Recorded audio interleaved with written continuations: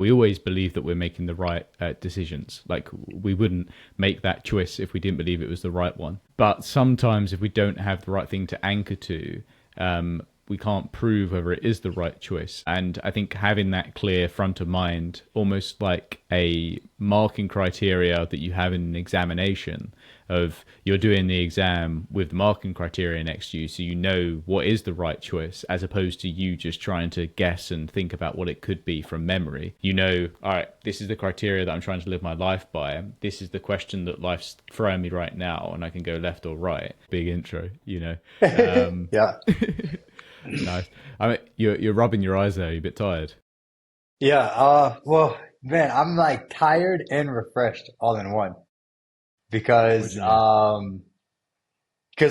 mean? I didn't get like tons of sleep last night because I just got to Nairobi, and so I was in Iten, now I came to Nairobi. And so I guess like being in the woods, like I call Iten the woods, it after a while it takes a toll, right? Mentally for you, right? Because you're just locked in, you're training. I mean, your brain's running on less oxygen, your body's running on less oxygen. So there's a lot of factors that kind of give you that mental fatigue as well, where you're like, Mm. I need a change in environment, right? And so I have some change in environment. I have the city and yeah, man, a hot shower. I'm not No taking hot a showers. shower over. No, it's not that hot. It's like, I mean, where I'm showering, it's basically a toilet, like one of the, like in Asia, they have the toilet on the ground. So I have that underneath me, and then it's like a shower that's coming down. But then it's like this random air. It's basically like showering in a cold closet, if that helps you understand. Yeah. So I've been doing that for 6 weeks or so. So now I'm like, I feel clean.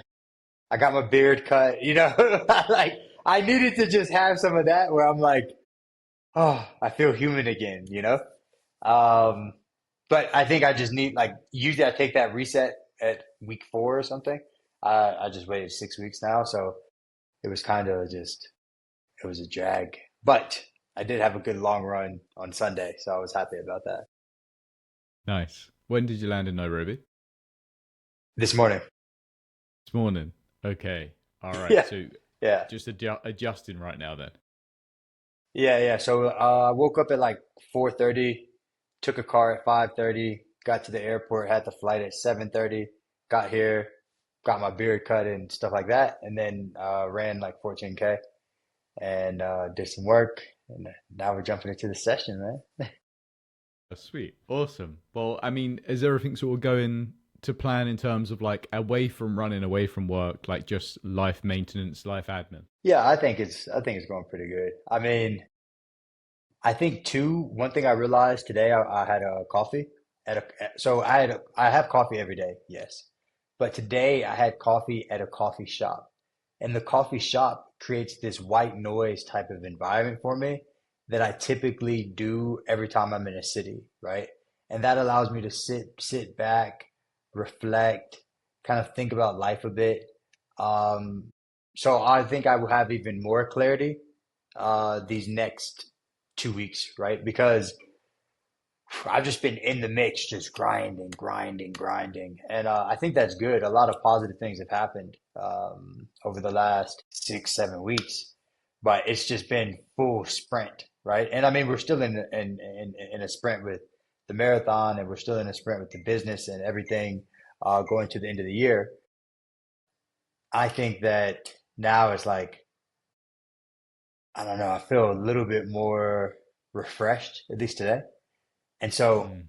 I think going in these next few weeks, that's what I need as well to kind of refresh the mind a bit, have a lot more time to pause, have a lot more time. Because I mean, in E10, everything is quite difficult to do, right? It's very slow. So, for example, you may go to a restaurant and they may say, hey, the restaurant's kind of busy. We have one chef. You can order in the next 45 minutes, right? And then after the 45 minutes, it will take another 30 minutes for the food to get there, right? Mm. And for someone who spends 15 minutes on food, that's a long Yeah. time. So it's like I think now I can actually kind of maximize my days and make sure I have those like allocated times that are uninterrupted uh, to really carve out that space to think and all that, you know. So Mm. yeah, man, I'm excited. I'm feeling good. I feel strong as well. I feel strong for the race. I feel strong for the business. I like the way the business is aligning right now. There's a lot of really good, a lot of things are coming together in like the perfect storm, I would say. Mostly because a storm is like something beautiful is coming, right? It's just the storm is it's a lot of things coming, but you can see the rainbow coming soon too. So I think that's kind of how I feel right now. If that makes sense. Nice, awesome. Yeah, I think it is a continuation from what we spoke about last week, which was like juggling all of these things, Yeah. being okay with dropping a few bits. Yeah, I will say the identity piece that you and I have been really going over the last set all these sessions, right? I think that piece and having that framework actually helps me significantly, right? Mainly because if you think about it, right now I had to make a decision. What's more important? Continuing to push the business or staying at altitude right now? And I'm like, well, you really need that mental clarity. You've kind of already gotten all of the physical gains you can get from being here. Make Mm. sure that your mind is is like comfortable and in a good place now, right? And so having that identity to root myself in it just makes decision making 100 times easier, right? Because I think for me at least, I need to have reasoning in my decisions, and so Mm. it was an easy decision, right? I'm like, well, okay, I need to get there because I have better Wi-Fi and I have better um, access to the gym or access to this, like whatever, you know. And more importantly, my mind is more calm, right? And so yeah, I think like having these frameworks are good, are very, very good. Nice. How did that come up in terms of like, was it a specific point in which that was a signal, or was it just like Yeah. a process of thinking over time? Like, how did that actually come up? Well, I was thinking, I was like, all right, I was like, man, are you really gonna leave altitude a little bit early, right? And I said, so I felt like, man, like, are you quitting right now? You know? But Mm. it's like, no, you're not quitting. You're literally just optimizing. And sometimes things are going to have to lean in certain directions, but the ultimate thing is still on path, right?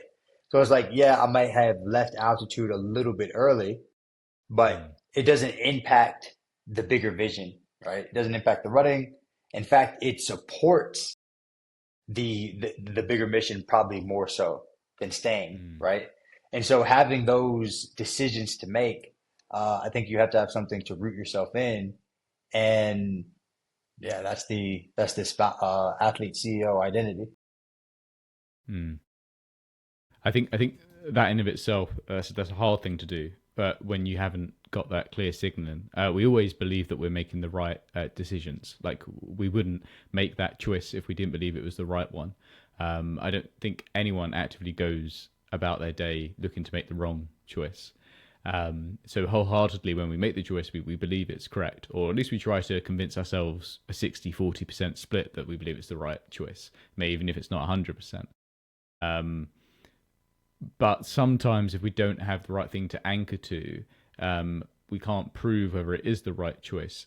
And I think having that clear front of mind, almost like a marking criteria that you have in an examination, of you're doing the exam with the marking criteria next to you, so you know what is the right choice, as opposed to you just trying to guess and think about what it could be from memory. You know, all right, this is the criteria that I'm trying to live my life by. This is the question that life's throwing me right now, and I can go left or right. Well, let's look at the marking criteria, see what choice, right or left, closely aligns with that. And I think this is a really powerful thing to have that. You said about there being a moment of feeling like you were quitting. Can you tell me a bit more about that? Yeah, because I'm like, dang, man, like, yeah, there's gonna be, because I'm like, there's gonna be mental challenges that are tough. So are you giving up mentally here? But honestly, 2 weeks ago, I was ready to go, right? Mm. So I Yeah. was like, man, you pushed through. You had a really good workout on Sunday. Like, it's okay, you know? And honestly, there's like this layered approach you can take into descending into the marathon. And actually coming here is actually more beneficial than just going straight to sea level. So it also adds another test from the biohacking perspective as well, and gave me an opportunity to think through an alternative, and just think through a different approach, right? Because last time I did go to St. Moritz and it was a little bit lower altitude. I could run a bit faster, but I didn't know what was happening. So I started researching more. It does hold like 95 to 80, 95 to 98% of like your red blood cell retention. It also helps like expand your plasma, which helps with blood flow before you go straight down to sea level. So there's like all these different things I won't bore you with right now, but it's like those things are still like critical decision makers. So I feel like everything in life, once I ground it to that decision, if I stay open minded, it's just actually opening up more doors for me to understand different aspects of what I'm even trying to go after, right? And I think that continues to happen not just in running, but in business as well. As long as I'm open to change and to shift, but as long as I'm staying rooted on my core path, and I keep my eyes open and my head on a swivel, I'm actually learning more throughout the entire journey, right? And so I think that allows for my flexibility as well, is because I'm constantly thinking, and I was talking to my friend about this, is if the goal is to only get 2% better, why not? Right? You're going to learn something. So that's kind of how I approach everything else as well. Is like, all right, well, it's rooted in foundation. Great. Just give it a shot. Like worst case scenario, you learn 2%. So just keep going. Yeah. It's not an all or nothing thing. Making Exactly. that choice isn't going to ruin everything, and it's not going to fix everything as well at the same time. Exactly. Exactly. Exactly. So you may as well give it a crack.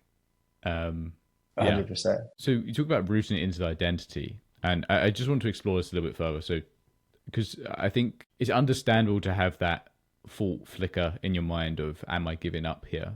Naturally, we want our thoughts to always be singing from the same hymn sheet and pushing us in the direction we want to go. But reality is we're always going to have those extreme thoughts that are going to come up and make themselves known and make themselves present. It's in that time in which we choose which one we're going to follow and which one we're going to give power. But we still need to understand why those thoughts are coming up, and we want to understand if they're valid, because sometimes the extreme thought might be valid. So I guess in this situation, how long was it sort of sitting there? Was this like a brief moment of like, oh, am I quitting here, or was this like a few hours a day even of sitting there trying to convince yourself? Because it sounds like there's a lot of stats there that backed up your choice, which is great. But obviously, this voice is still piped up a little bit. Yeah. I think I try to get very quick into my decision making, so I don't really sit in any of that too much, right? Because I'm like, even yesterday, because I just made a decision. I was going to come Thursday. I came today, right? And so I'm trying to get better at making quicker decisions and not sitting in it, because typically your gut is telling you the right thing, right? Mm. So it's like, all right, if the thought came up, okay, I acknowledge and address it, but then kind of figure out, is it right, wrong, whatever, and make the quick decision. I think inaction is just probably the worst thing. The best thing is to make a decision and just deal with it from there. So I didn't sit in it too long, but I was just like, I was kind of like a moment, just because I think too, you should explore good, bad, and ugly and say, are you okay with it? Right. And so that was more about what it was. It was me checking down and saying, all right, like, are you giving up, or is this propelling you forward? And at the end of the day, to me, I said, ultimately, I think this is propelling you forward. So take that, you know? And it could have been like, you know what, Carmichael, sit down, go ahead and suck it up, right?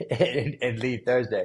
But Yeah, I mean, I feel good about the decision even now too, because I'm like, I feel really good, and I needed that refresh. I think it's going to be a big week as well. Last week was a big week. Every week seems to be like a month actually right now, Mm. in regards to things that are happening because obviously mileage or training, all that type of stuff. It's a little bit more intense and intentional. Business stuff is much more intense and intentional. Um, Raising funds, talking to investors, a little bit more, even if it's like right now, it's more relationship building, but even that's intentional, right? Um, Mm. Lots of learning, lots of reading, thinking all the time. Even even in the business, right? You're constantly asking. I tell everyone on the team, assume that you're wrong first and foremost, right?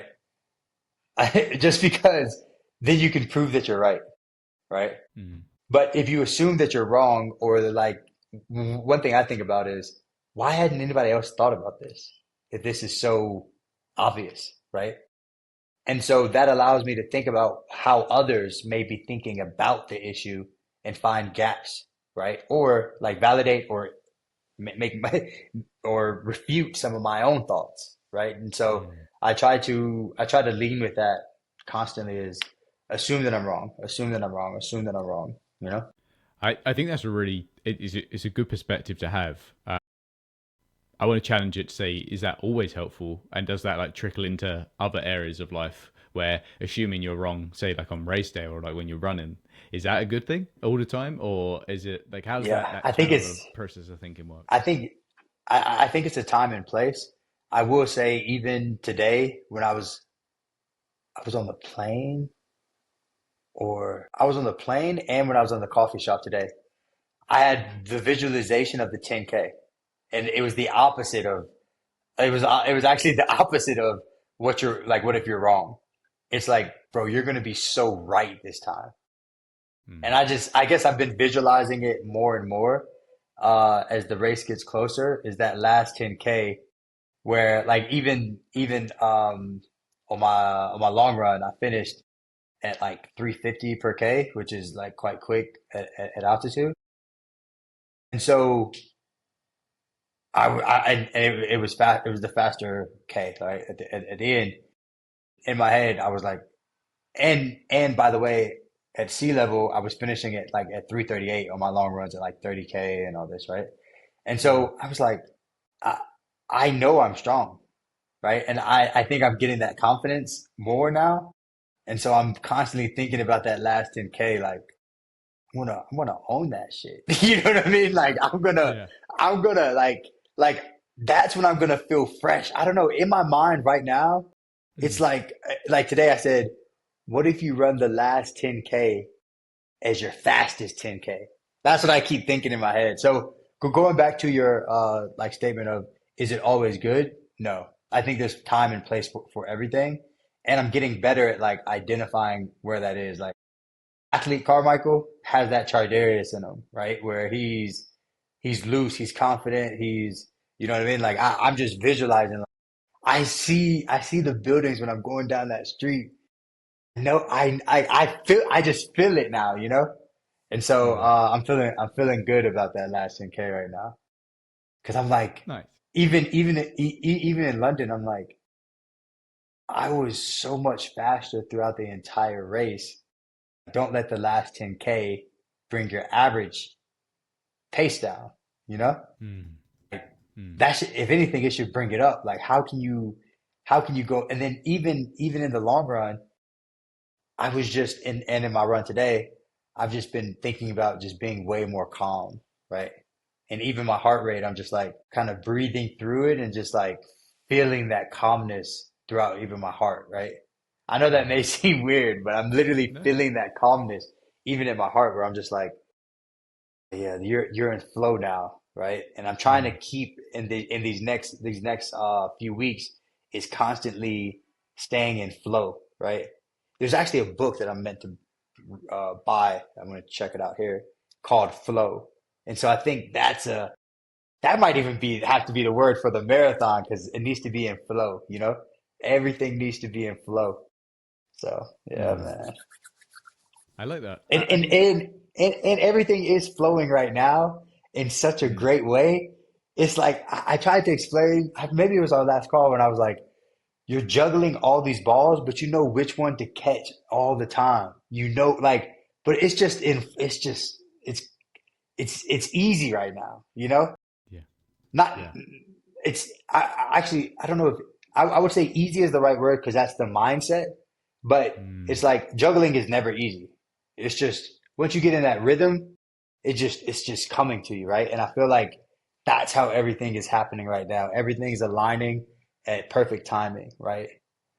mm, And we talked about like the way the world whispers to you and like how I came in and then it started pouring down raining and like that was a reminder that everything's in perfect timing. And so everything's lining up like fantastic, you know? And I think even my mindset right now is just we're getting there, you know? nice.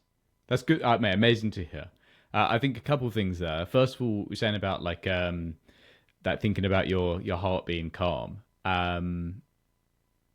I don't think that's silly at all. Because if we think about it from the other perspective of when we start to feel certain sensations in our body, butterflies in our stomach, our heart starting to race fast, sweaty palms, whatever it might be, we instantly have a reaction. And ultimately, that is, I guess, on default, that is a negative reaction, a reaction of like, that is a bad thing. And that's what we see a lot of people, the majority of people appraise that as a bad sensation. If for you having that changing that feeling to like looking for a positive feeling like of like my heart feels calm and relaxed, you're doing just the inverse of what challenges a lot of people. You're praising obviously your heart racing itself. We know if we slow our breath down, then it's going to slow our heart down to a calm heart. If a calm relaxed heart to you fills you with comfort, fills you with confidence, then that's a good appraisal to have going into anything, right? 100%, 100%. So And I yeah, want to man, look at the I'm feeling good. I want to look at the flow stuff. It's interesting you say that. So, what would you say? Just challenging it for a second.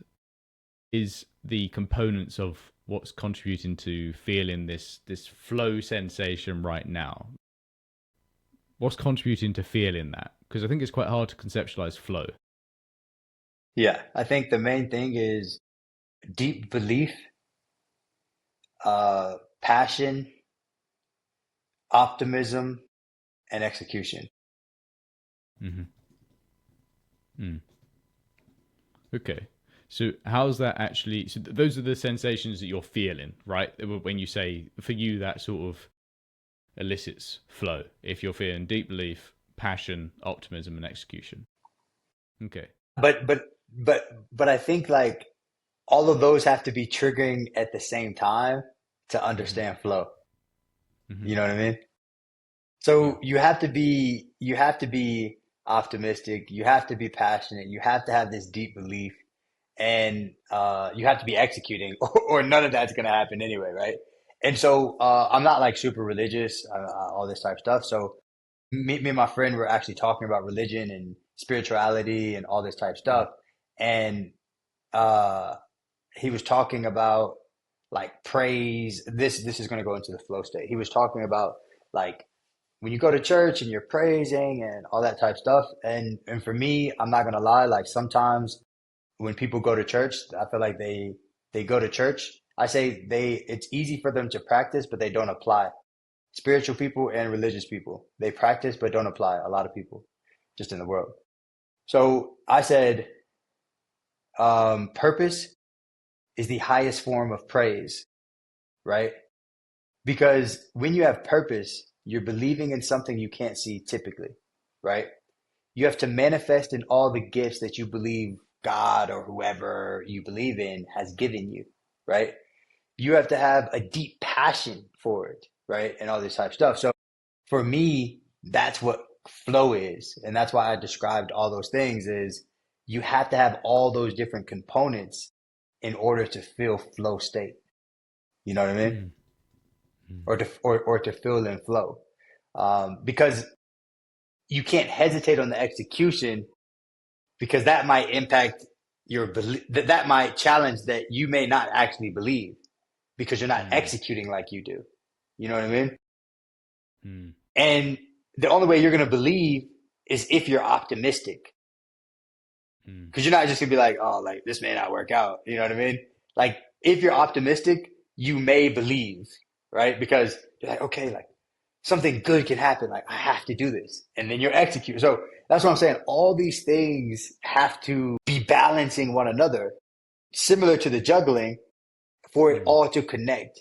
And then once that happens, you start really getting into flow. You know what I mean? Mm. So, like, while those are descriptive words or feelings, it's like if you could jumble it in to like cookie dough, Mm. that's what it is. Because it needs to be all mixed together for it to actually Mm. become something. It And in can't the be right one or the other. quantities.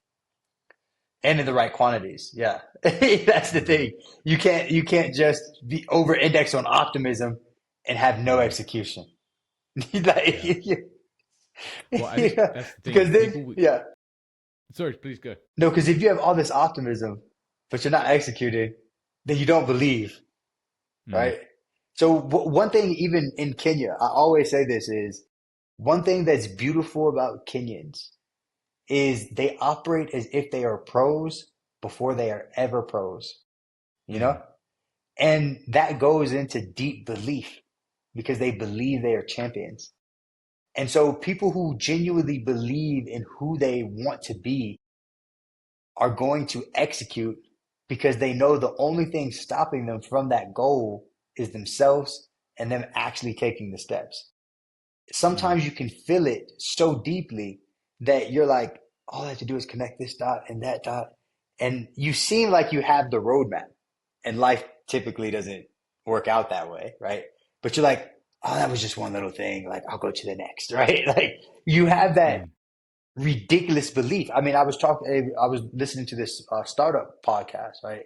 And they're like, they were talking about Elon Musk and how he put all his money into SpaceX. And they said people that have these $100 billion companies and crazy stuff like this is those people have such delusion in their approach, right? He said everybody kept asking him, "Hey, so what if this rocket blows up?" And he said, well, I have enough money for three. That was his answer, right? And so when you have that type of belief, you know something will happen. Mm. You just have to keep pursuing it, right? Mm. So, And I think, like, guess, like, I think that's a great, I guess, like interpretation analogy, like from your learnings. And if I could maybe just pop a little bit of like psychology on it. So I guess like from the ultimate, like from flow, when we look at flow in of itself, flow isn't something that's just walked into like that. It's something that gradually is built into. If you look at anything that you've done in the past, you don't sit down, just enter flow state when you start working. You slowly, gradually build into it. Flow almost being like the proverbial sort of like snowball that starts to pick up snow and compound as it goes down the slope. At what point is the snowball in flow? I don't know. Like, well, is it at flow at the first step when it starts rolling and it gets a little bit more snow on it? Is it at flow when it reaches its terminal velocity and it's still going down the hill and the slope? Or is it at flow at an end point when it's built up all this snow on it, but then it's just about to crash, it's getting to the bottom of the hill? And the question is flow always something that has an end point and you're going to reach the bottom of the hill and you're going to crash inevitably anyway? So you've just got to enjoy it for the time that you have it, which is on that slope down the hill. Um, I think it's an interesting thing to consider, because if we take flow as something that we believe we have to always be there, then I mean, is that even realistic? And is it no, something no, that we can just get in a snap of a finger? no. It's something that I think takes, like you said, it takes buildup and it takes constant inputs, right? Of all these things until you finally get that right balance and you're like, okay, cool, let me try to maintain this as long as possible, right? And Mm. then you may fall out of flow state again and you try to rebalance again, like it's just one of, and by the way, in the marathon that happens even, right? I mean, there's sometimes I might go 14 to 20K and I might be like, I don't remember anything from 14 to 20, but 21 to 25 were just brutal. And then I go back Mm. into like, I don't even remember the rest of that race. You know what I mean? Yeah. Oh, I think that's the thing. It's not something that happens when the gun fires at the start, but it will happen at certain points, and you will come out of it. But also, like, is flow state achieved? If we again go back to the snowball, is if a snowball in flow at an incline like this, or is it in flow when it's like an incline at this, where it's really steep and it's traveling faster and faster and faster? Like, at what point? What is flow like in that scenario? So, like in a marathon, is a flow when you're running your fastest, or is flow when you're just like gradually ticking along, like you're just building up that snow, compounding as you go? I think it can be at both of those moments, right? Mm, I don't think flow is like a point of reference per se. It's like more of a feeling, you know? mm, mm, So it's like you could feel in flow and you might even be running slower, but you're just like you're good, you know? And you could be in flow and you're just locked in, running fast, you know? It's like it could be too mm, like maybe your mind shut off in flow state one time, but then maybe your mind's tuned in flow state another time, right? mm, It's just I think it's more of a feeling than like a specific point per se. mm. And that begs the question, is flow peak performance? Or is flow just being able to perform without having any distraction or like just a quiet, or what we say, a quiet mind, right? Yeah, Because yeah. if you're distracted thinking about, I don't know, Christmas is coming up. You're thinking about what your Christmas presents, what you're going to get your friends, like what you're getting, like, and you're thinking about all that stuff whilst you're also running between kilometers 14 and 20. But because of that, you're not focusing completely on the pace. So you slow down a bit. But you get to kilometer 20 and you're like, I mean, uh, I don't know how have I got here. Like I've just been running like for the past 6K and I've not thought about it. I've just ticked it off. But I haven't. It hasn't been my fastest 6K by no stretch of imagination. But I wasn't present, or well, I was sort of just flowing with it. I was just in the flow. Because if you think about like the flow of water, like there's different currents, different speeds of that current. So I'd argue that flow can be achieved, doesn't have to be peak performance. And I think that's the thing. People think Right, about right. flow state being this peak performance, you're performing your best. But flow can also just trickle in at different points. I sometimes feel in flow when I'm going through my morning routine where I'm just doing trivial task of getting ready in the morning, doing my porridge, and I'm not locked into a podcast or anything like that. I'm just sitting there with my own thoughts and I'm daydreaming about something and I feel like I'm just flowing through the world doing what I need to do. And I tell you what, I'm not getting ready quickly. I'm getting ready probably 10 minutes Yeah, slower than I yeah. normally would, right? Yeah. So I guess that's the question there is like flow state in of itself, like doesn't have to be peak performance. Maybe flow state No, looks no. different. Yeah, 100%. I mean, I have flow state sometimes even when I'm just an idle, like at the coffee shop mostly, like in the morning. You know what I mean? I like today, Yeah. I was just sitting there and I forgot. I was like, dude, like you're just alone sitting here in the coffee shop, like in your head, like you need to make moves. Like I need to get out of Yeah. here. You know what I Yeah. mean? And like I was doing nothing but thinking, really, and mostly thinking about how beautiful of a space the coffee shop is. To like not the actual the spot was okay, whatever, but a beautiful space that it creates for me to just sit there and reflect and have some time with Mm, myself, right? mm, It's like a ceremony to me almost, you know, it's like, especially if the coffee's good, like it's, mm. I need that, So for me, it's like a spiritual morning thing. And it's not Yeah. like I'm like worshiping the coffee or anything. I'm just like, you know what I mean? It's amazing, You're man. just flowing through life, right? Exactly. So maybe then there's two ways that we can look at flow state. We can look at flow state as we've got performance flow, and then the other side we've got present flow, calm flow. I don't know, whatever word you want to label it as. Two types of flow. Flow, one that provides peak performance, the other one just allows you to float through life. Um, and what do we need for each of them? I mean, which one can we dial into and what one do we want to dial into. Again, like all of this work is, I know we're talking about lots of different things here, but targeted at Valencia. When do we want to be in what flow, and how can we initiate it, especially if we know that it doesn't get initiated like this, and it gets initiated over a process of a series of inputs in the right quantities. And is flow something we can force upon ourselves? I think so, yeah, especially in running. Only because mentally there's things that you can focus on that help you align and get into flow, right? Hey, I did it this last long run where I was just like, focus on your form. Okay, cool. Lock that in. Okay, focus on your breath. Okay, cool. Lock that in. Okay, listen to your steps. Okay, cool. Find that rhythm.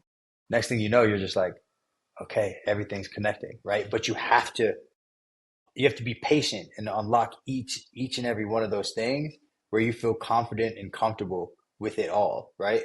But that may take five, or at least me, it takes like 5 to 10K to do that. So that 5 to 10K is frustrating, right? And you're like, oh, like, dang, but now my arms are not the way. And you're just like, okay, relax, relax, relax, relax, you know? It does help too. I have my pacer with me, right? So anytime I start getting faster, for example, he's like, easy, easy, easy. So I even had that in my head because we were talking about that last time is how do you have external people? You can hear them in your mind as well. So he's Mm. saying, easy, easy. So even now, when I'm running fast, I just say easy, easy. And I start slowly getting into that flow state. Just that word alone. Easy, Mm. easy, easy, easy. So I slowly get back into that mode. It's crazy because I don't think he even realizes I don't even think he knows he's doing that. But he's always like we were doing maybe 355 per K, and we were trying to go back to 4 per K, right? And so he goes easy, but like I had it in me, but he's like, whoa, whoa, easy, easy. And so you get back locked in, and it just feels so easy at that point, you know? So Mm. you're like, okay, like those small things in the race I think are gonna help me a lot, you know? So these are the things, and maybe you can tell I've been doing a lot more visualizing, trying to take a lot more of these cues, trying to be way Mm. more intentional with kind of how I'm even thinking about the race and all these type things, you know? Mm. I like that. I think steps to unlock flow, um, they're personal, and what they look like for you. What do we need to do? What are those cues? That was actually, to be fair, the ambition of this session today was to start going through some of that stuff. And I mean, Nice. maybe, Alignment, man. it just we sort of flowed into that place, I guess. So Exactly. that I won't. It may be beyond the scope of going into it exactly, but like maybe we've got a bit more direction behind what those cues look like, those focus cues, because we spoke about focus last week, right? I don't know if you recall, we spoke about the different zones of focus. Like we've got zone focusing in our body, focusing on our conditions, and then focusing on distractions, and how those in equal parts can be helpful, but we need to flow between them even to make sure that we're staying in the correct zone. And also the fact that one isn't always necessarily like it can be helpful in one scenario, but not so helpful in another scenario. So it's realizing what those are and then creating cues in which allow us to shift between those zones. So we can look at that without a doubt and what those look like and what are the easiest ways to shift between those and have an awareness that you are in the wrong zone. It's like, I need to shift now. I need to shift gears, almost like in a manual car, right? Shifting gears now, shift into this gear, shift into this gear, right? Um, so, but when it comes to flow, I think I just wanted to have like a closing thing on that. When we look at flow in of itself isn't just the inputs, right? The inputs almost they get we put information in, so we have the right balance of, so let's say use your words here, like so we have the right balance of belief, right balance of like passion, optimism, so belief that we can do this, and right balance of actually like the execution, like actually taking those actions. But what we're also getting is feedback, and I think that's what gets missed with the flow state. A lot of people assume that flow state is this distant thing of no feedback, we just tune out. But the reality is, flow, you're still receiving information back, but the information is relevant, as we spoke about last week. With you have information, it's not that your brain isn't processing thoughts, it's just receiving the right information and executing quite easily, like a system that's just a well-oiled machine almost. It's not until the flow breakers, such as say a pain in your ankle, comes up, and now the system that we put in place, we've now got an extra input that is interrupting the cycle. So we either need to work quickly to minimize that, if necessary, because sometimes we need to listen to those things, or it's going to just take us out of flow for a moment, and we need to handle it and then build back into flow. But one of the biggest feedback loops for flow is confidence, and confidence in comparison to challenge. So earlier you said about saying easy, right? Like it feels easy, but then, like you said, maybe easy is not the right word because it's still challenging. It's still hard to juggle at the end of the day. Well, if we're just doing a task, say it's something that we've done a million times, like tying your shoelaces, then we can get into the flow of executing that action quite easily, right? That's that is an easy task now. It was once complicated, but it's quite easy. But I would never say I'm in flow state because I'm tying my shoelaces. I would never say that, right? Whereas we reserve flow state more for like high performance environments. If we're thinking about the high performance flow that we're talking about, if we're trying to now distinguish between them, of like you've got flow of everyday life, just executing things semi automatically, I guess, like tying shoelaces. I know how to do that. I know how to make my breakfast, so I do that easily, and then I slip it. My brain can be doing something else. Was it like Einstein said that he did his best thinking whilst doing like meaningless tasks at the same time, right? Yeah. So it's like it allows your brain to think elsewhere. But if we're looking at performance flow comes around when we're doing tasks that we need to push at, we need to be performing well at, but it's not an easy task. It is a challenging task, but it's not too challenging. So if we look at our confidence, if the way that I see flow working in this scenario is like taking that first word you said about self-belief, is it's the acknowledgement of I'm doing something hard, but I'm also executing it well. That in of itself feeds back our confidence loop, gives us confidence that, oh, I am doing well, and I'm acknowledging I'm doing something quite challenging now, and I'm doing really well at it. That in of itself is like the momentum builder in flow. So if we look at it that way, if we want to slowly get into flow, we need to break down those almost like confidence evidence of it's like building confidence as we're going through. So obviously we can have these checkpoints of like focusing into our steps, focusing into our heart rate, focusing into our breath, focusing into whatever it might be. But then also building confidence simultaneously. Again, going back to the snowball analogy of the compounding, we need to build something too. So we're building up our focus, but we're also building the confidence too. And the snowball's getting bigger and bigger and bigger. So it's like acknowledging, yes, I'm doing something quite challenging right now. I'm running a marathon, and I'm running it in the time splits that I want to run it in. I'm also feeling quite good. Like if I assess my body, like my heart rate feels nice and calm. I feel comfortable. I feel relaxed. That in of itself is going to spike confidence, which is then going to boost us to stay in this sort of flow state of pushing and pushing and pushing. So I think that's an important factor to also consider, the compounding confidence effect that helps us move into flow but also remain in flow, which is all challenge based. So if the challenge is easy, then it's not going to mean anything to us. But if the challenge is quite hard, shit, I'm doing this, right? 100%. Yeah, I think that's one thing, this block that has helped, is I'm like, you are doing hard things. Like you couldn't do this before, and you're doing them now. Like you're in a good place for the race. Like you're making good progress, Like those things keep reinforcing to me that I am pushing, I am doing well. Because these aren't like easy, even I guess I checked with my pacer too, because we did like 16 by 1 minute, and we were doing it like 3:10, 3:05 pace and stuff like that, right? And I was like, that wasn't an easy workout, right? I asked him, I was like, that wasn't easy, was it? And he's like, no, man, that wasn't easy. Like that was good. I was like, yeah, let's go, man, let's go, you know? But like, Yeah. I think that checked because I was like, wait, like, why did I feel pretty good doing that? You know, like Mm, that felt good, you know? mm. Again, it's the feedback cycle of how self belief Definitely, works, right? And definitely. sometimes you need external inputs to help that. So, because Yeah, if your pace is saying it's you need hard, that and you validation. see, yeah, yeah, well, like that in that situation, your pacer, who is like you respect and is a good runner, is saying that's hard, and it's like, okay, I did that too. I Exactly. should feel confident about that. Yeah, I'm like, yeah, like you're ready, man. Hey, this paying off, you know? Because at altitude, sometimes you are running slower paces, right? So you're like, oh, like, is this paying off? Like, why am I so tired all the time? But it's there. It's there. Amazing. Okay.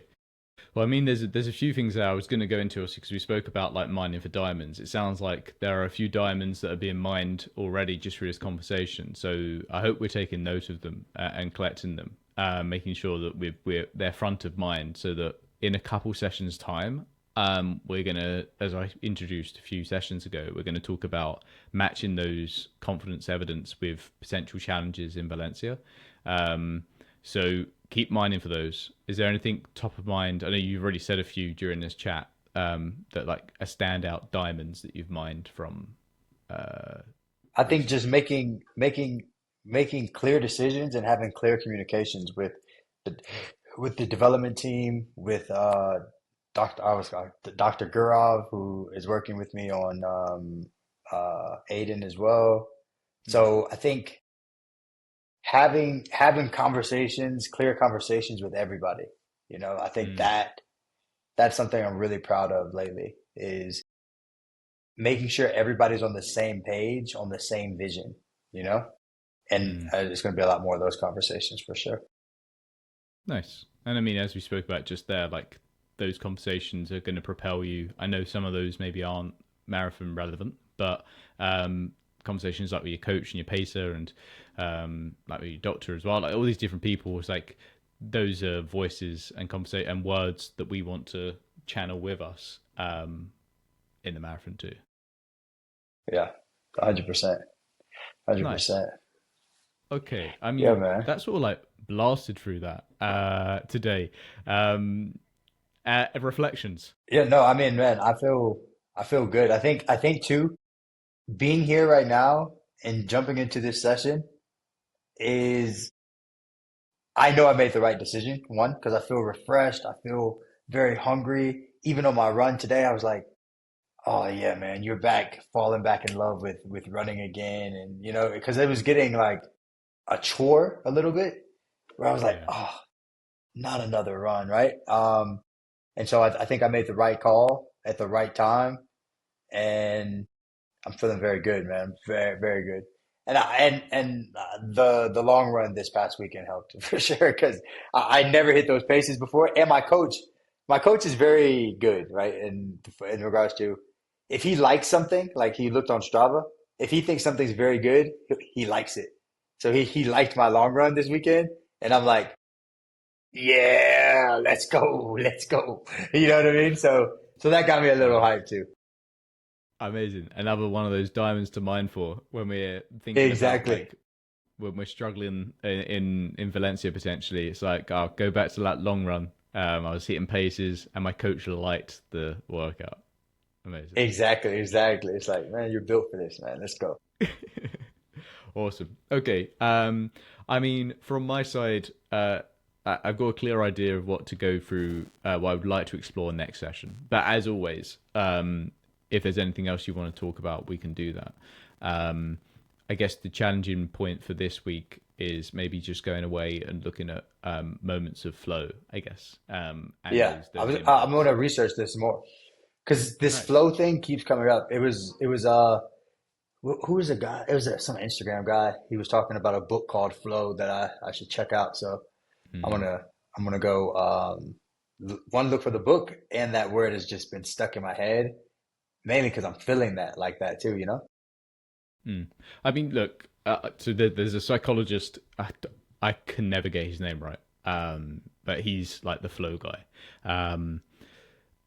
And obviously, there's a lot of theoretical information out there, but the reality is, if we can understand the components of which you're experiencing flow and your utilization of that state, then that's a lot more impactful than just going through research and theory alone. So hence why maybe you noticed today, like the way I went about talking about flow is more quizzing you, because like I mean, I'm not going to say I'm the most read on flow, because I'm definitely not compared to this researcher. But then also I think you as the athlete have a better understanding from an experiential point of view, which is always interesting to explore. So if we can understand that, unpack that, then so that's why I say this week, just have a little look into like what are those moments that I slipped into flow, maybe distinguishing between performance flow and just casual flow, and yeah, what was the recipe, you know? Yeah, That would performance. be really Yeah, nice. I'm not saying you're going to get the answers, but I would like to know if you could get closer to what is that recipe for flow for you, um, and then we can sort of unpack that, and then we know what to try and recreate on the day. definitely, definitely. Yeah, man, this is Nice, good. Very, very good. nice, awesome, man. Well, let's call it there, and I'll see you next week, I guess. Looking forward to it, brother.